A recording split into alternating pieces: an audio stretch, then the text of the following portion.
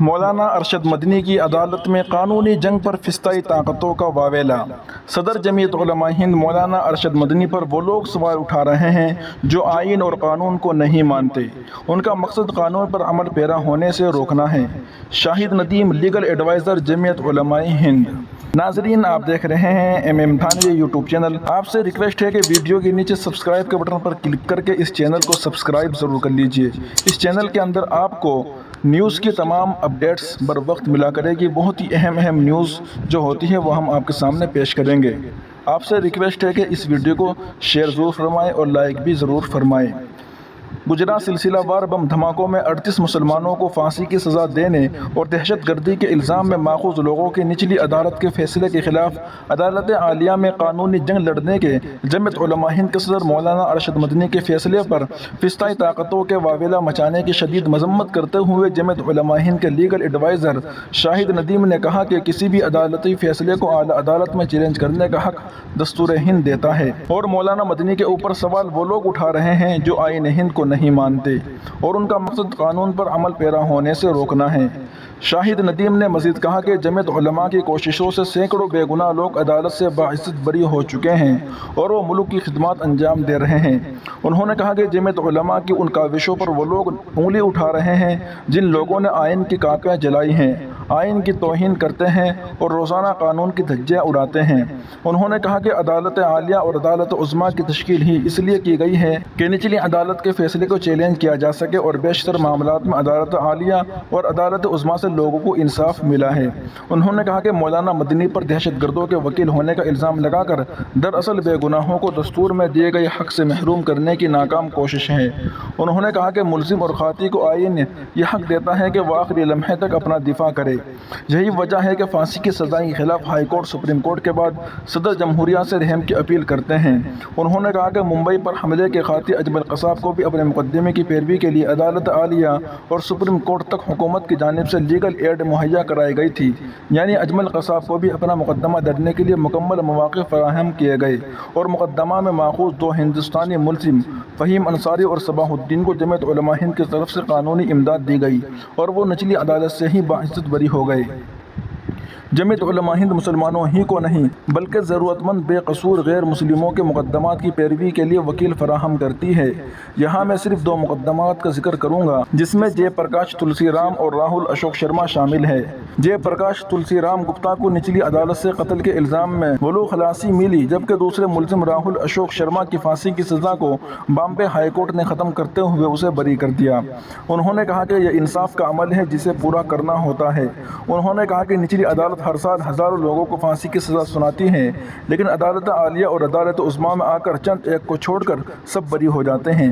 انہوں نے کہا کہ درجنوں مسلم نوجوان جن کو نچلی عدالت ہی نہیں عدالت عالیہ نے پھانسی کی سزا برقرار رکھی تھی، جمعیت علماء ہند کی قانونی کوششوں سے سپریم کورٹ سے باعزت بری ہو گئے یا ان کی سزاؤں کو سپریم کورٹ نے کم کر دیا۔ انہوں نے مزید کہا کہ الزام کے خلاف دفاع کرنا بنیادی اور آئینی حق ہے جس کا استعمال جمعیت علماء کر رہی ہے۔ مولانا مدنی یہ کام کر کے عدالت اور حکومت کی مدد کر رہے ہیں۔ اس کام کے لیے ان کی ہر سطح پر ستائش کی جانی چاہیے، لیکن فضائی طاقتیں جنہیں ملک کے وقار کی کوئی اہمیت نہیں ہے اور نہ ہی آئین کی پرواہ ہے، مولانا مدنی پر انصاف کی لڑائی لڑنے کی وجہ سے انگلی اٹھا رہے ہیں۔ انہوں نے کہا کہ کسی ملک کی عزت اس سے ہوتی ہے کہ وہاں آئین پر کتنا عمل ہوتا ہے۔ واضح رہے کہ 6 دسمبر 1992 کا دن سیکولر ہندوستان کے ماتھے پر ایک کلنک ہے۔ اسی دن عدالت عظمیٰ کے تمام احکامات کو بالائے طاق رکھتے ہوئے شرپسندوں نے بابری مسجد کو شہید کر دیا، جس کے بعد پورے ملک میں مسلم کش فسادات کا ایک لامتناہی سلسلہ شروع ہوا جو برسوں جاری رہا اور اس دوران ہزاروں مسلمانوں کو قتل کر دیا گیا۔ مسلمانان ہند فسادات سے اپنے آپ کو محفوظ کر پاتے کہ دہشت گردی کے جھوٹے الزامات اور بابری مسجد کی شہادت کا بدلہ لینے کے لیے ملک میں دہشت گردانہ کارروائیاں انجام دینے کے لیے الزام میں مسلم نوجوانوں کی گرفتاریاں شروع ہوئی جو برسوں جاری رہی۔ گرفتاریوں کے بعد مسلم نوجوانوں کے خلاف ٹاڈا پوٹا مکوکا APA جیسے کالے قانون کا اطلاق کر کے ان کی اور ان کے اہل خانہ کی زندگی اجیرن اپنائی گئی۔ ویسے تو جمعیت علماء ہند فسادات کا شکار مسلمانوں کے مقدمات برسوں سے لڑ رہی ہے، لیکن سال 2007 میں صدر جمعیت علماء ہند مولانا ارشد مدنی کی ہدایت پر جمعیت لیگل سیل کا قیام عمل میں آیا اور جناب گلزار اعظمی مرحوم کو اس کی ذمہ داری سونپی گئی۔ لیگل سیل کے قیام سے لے کر اب تک سینکڑوں افراد کی رہائی عمل میں آئی، جبکہ اس دوران سینکڑوں ملزمین کی ضمانت پر رہائی اور عمر قید کی سزا پانے والے 10 ملزمین کی پیرول پر رہائی کرائی گئی۔ جمعیت علماء ہند ملک کی مختلف ریاستوں میں دہشت گردی کے الزامات کے تحت گرفتار 872 ملزمین کے مقدمات کی پیروی کر رہی ہے، جبکہ ہائی کورٹ اور سپریم کورٹ میں درجنوں اپیلیں زیر سماعت ہیں۔ افسوس، ایک جانب جہاں مسلمانوں کو جھوٹے مقدمات میں پھنسایا جاتا ہے، وہیں بھگوا ملزمین کو ایک منصوبہ بند سازش کے تحت راحت پہنچانے کا کام گزشتہ ایک دہائی سے جاری ہے، جس کی مثالیں مالیگاؤں 2022، مالیگاؤں 2008 بم دھماکہ معاملہ، مکہ مسجد بم دھماکہ معاملہ، اجمیر درگاہ بم دھماکہ معاملہ، سمجھوتا ایکسپریس بم دھماکہ معاملہ، جاننا پورنا مسجد بم دھماکے کے معاملہ دیگر شامل ہیں۔ مالیگاؤں 2008 بم دھماکہ کے کلیدی ملزم اور بھوپال سے پارلیمنٹ کا الیکشن لڑنے والی سادھوی پرگیہ سنگھ ٹھاکر کی قومی تفتیشی ایجنسی NIA کی جانب سے کلین چٹ دیے جانے کے باوجود صرف جمعیت علماء کے وکلاء کی متاثرین کی جانب سے ہی نچلی عدالت سے لے کر سپریم کورٹ تک پیروی کرنے کے نتیجے میں سادھوی کو مقدمے سے خلاصی نہیں حاصل ہو سکی۔